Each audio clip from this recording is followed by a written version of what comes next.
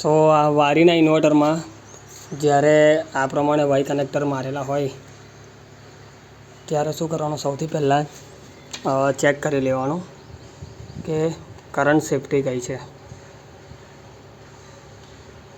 તો current safety આમાં local હોવી જોઈએ.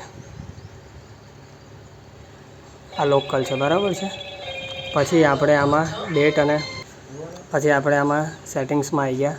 સેટિંગ્સમાં પાસવર્ડ એન્ટર આપણે કરીશું 3210, બરાબર છે.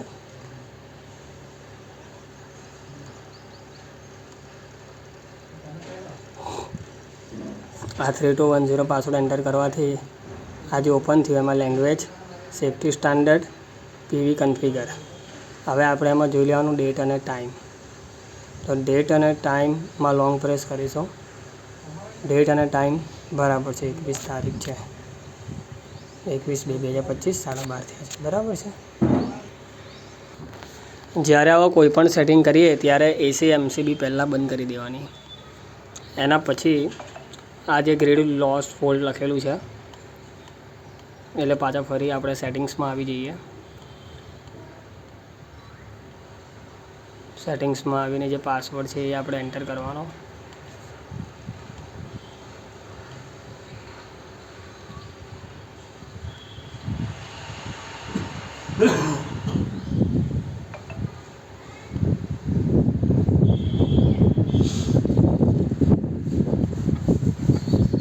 હવે પાસવર્ડ એન્ટર કર્યા બાદ આ જે લેંગ્વેજ આવ્યું એના પછી છે સેફ્ટી સ્ટાન્ડર્ડ અને એના પછી થર્ડ જે છે પીવી કન્ફિગર. આના પર લોંગ પ્રેસ કરવાનું. આના પર લોંગ પ્રેસ કરશો એટલે આ જે મલ્ટી છે એના પર ફરી એક વખત ક્લિક કરીશું એટલે આ કોમ આવી જશે. જેવા કોમ આવ્યું એના પર લોંગ પ્રેસ કરી દો. આ તમારે સક્સેસ આવી ગયું એટલે આ તમારે સેટિંગ્સ ડન થઈ ગયા. આ સેટિંગ્સ વાય કનેક્ટર માટે જ છે જે 4 થી 6 કિલોવોટમાં હોય છે. અને આ જ્યારે સક્સેસ લખેલું જતું રહે, 1 મિનિટ,